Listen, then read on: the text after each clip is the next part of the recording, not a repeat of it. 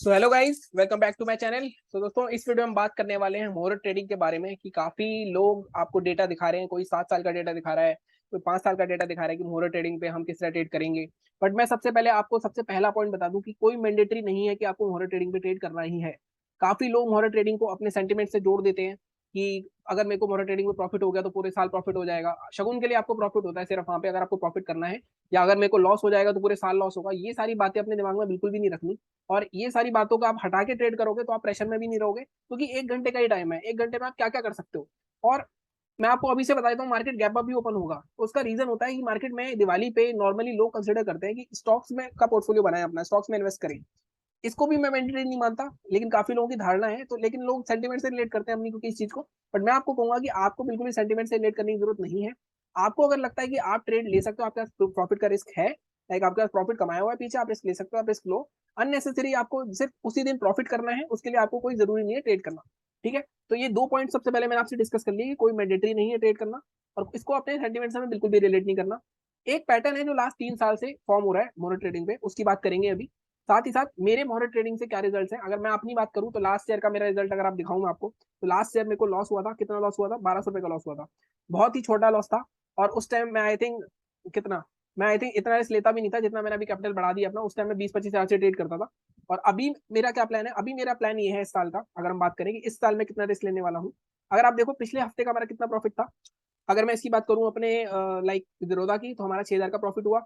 अगर हम अपस्टॉक की बात करें तो हमारा कितना प्रॉफिट हुआ? हमारा 6,846 का प्रॉफिट हुआ। तो कहीं ना कहीं हमारा 6-6-12 मतलब ऑलमोस्ट 12-13 हजार का प्रॉफिट हुआ लास्ट वीक का। तो मैं जो अपनी रिस्क लिमिट रखने वाला हूँ वो ऑलमोस्ट अपनी आधी रिस्क लिमिट रखने वाला हूँ, मतलब जो भी प्रॉफिट हमने कमाया, ताकि वो जाता भी है तो भी कोई दुख नहीं होगा हमें, और बिल्कुल भी ये नहीं सोचना कि लॉस हो गया तो पूरे साल लॉस हो जाएगा। ठीक है, एक पैटर्न जो फॉर्म हो रहा है लास्ट से, अब उसके बारे में बात करते हैं। और हमें कितना रिस्क लेना चाहिए मैंने बात कर ली आपसे, और हाउ मेनी ट्रेड्स लेंगे, हमें एक ट्रेड लेंगे सिर्फ हम, या मैक्सिमम 2 ट्रेड लेंगे। हाँ, वो हमारे रिस्क के ऊपर है कि अगर हमने 10 हजार का रिस्क लिया है तो पहले ट्रेड में 5 हजार चले गए, दूसरे में 5 हजार चले गए, उस हिसाब से करना है। अगर पहले में ही 5 हजार आ गए तो ट्रेड नहीं करना है आगे, क्योंकि हमारा जो शगुन का पर्पस था वो पूरा हो गया कि हमें शगुन का पैसा मिल गया। इस तरह से आपको ट्रेड करना है। अब चलते हैं अपने सीधे पैटर्न पे कि कौन से पैटर्न की बात कर रहा हूँ मैं। तो सबसे पहले मैं 5-7 साल नहीं जाऊंगा, सिर्फ 3 साल का पैटर्न दिखाऊंगा आपको। और चौथा साल एक बोनस देखेंगे 2018 का। सबसे पहले 2021 में क्या हुआ था? 2021 में क्या हुआ? मार्केट गैप अप ओपन हुआ, और मार्केट गैप अप ही ओपन होता है नॉर्मली। प्री मार्केट में लोग खरीदना शुरू कर देते हैं स्टॉक्स, इस वजह से मार्केट ऊपर ही खुलना चाहिए।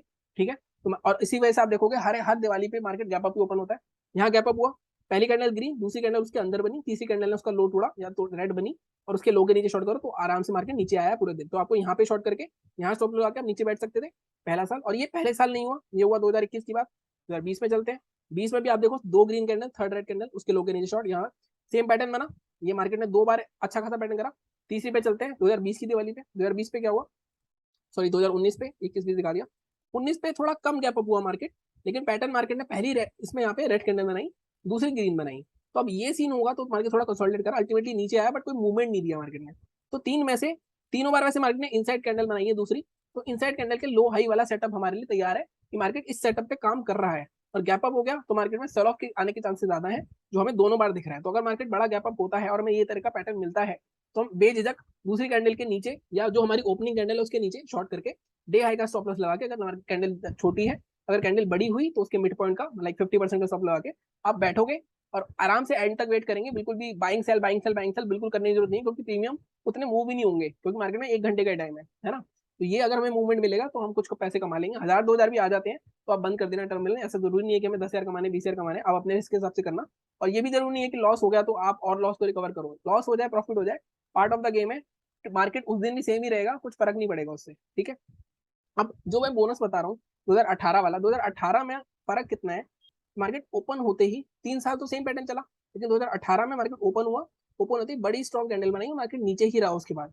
तो मार्केट में अगर कोई हमें स्ट्रॉन्ग बेरिश कैंडल मिलती है, इतनी बड़ी मिलेगी या इससे थोड़ी छोटी मिलती है, तो उसके लो के नीचे हम दूसरी कैंडल में एंटर कर जाएंगे डिहाई के स्टॉप लॉस के साथ। तो ये मैं आपको दिखाना चाहता था, हमें इससे पीछे जाने की कोई भी जरूरत नहीं है। मार्केट आपने देखा चारों बार गैप अप ओपन हुआ, और गैप अप ही ओपन होगा इस बार भी।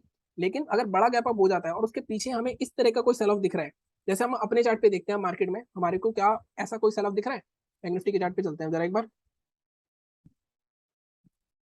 बैंक निफ्टी हमें जो एच निफ्टी दिखा रहा है 17,800, तो कहीं ना कहीं मैं यहाँ पे थोड़ा ऊपर देख लेता हूँ। यहाँ पे देखो आप मार्केट में 5 मिनट पे, ये हमें एक दिख रहा है रेसिस्टेंस कि यहाँ पे मार्केट में अच्छा खासा सेल ऑफ आया है। तो मार्केट अगर इसके आसपास कहीं ओपन होता है, अगर इसके ऊपर ओपन होता है तो नहीं, लेकिन इसके आसपास कहीं ओपन हो जाता है, तो मार्केट में पहली बेयरिश कैंडल मिलती है हमें रेड कैंडल की, जिस तरह की मैंने आपको 2018 के इस पैटर्न में दिखाई, तो आप सेल ऑफ कर सकते हो। ठीक है, तो इस तरह से हमने अपनी ऑब्जर्वेशन कर ली कि हमने 3 साल देखा सेम पैटर्न बन रहा है इनसाइड कैंडल वाला, तो उसको हम फॉलो करेंगे। और हम अगर 2 ग्रीन कैंडल होती है तो नीचे ही ट्रेड करेंगे, ऊपर की साइड ट्रेड नहीं करेंगे। ऐसे इसमें भी 2 ग्रीन नीचे की साइड ट्रेड करेंगे, ऊपर की साइड ट्रेड नहीं करेंगे। ऐसे थर्ड में यहाँ 1 ग्रीन 1 रेड हो गई, तो यहाँ थोड़ा कंफ्यूजन रहेगा, और देखो यहाँ पे कंसोलिडेट ही करा है।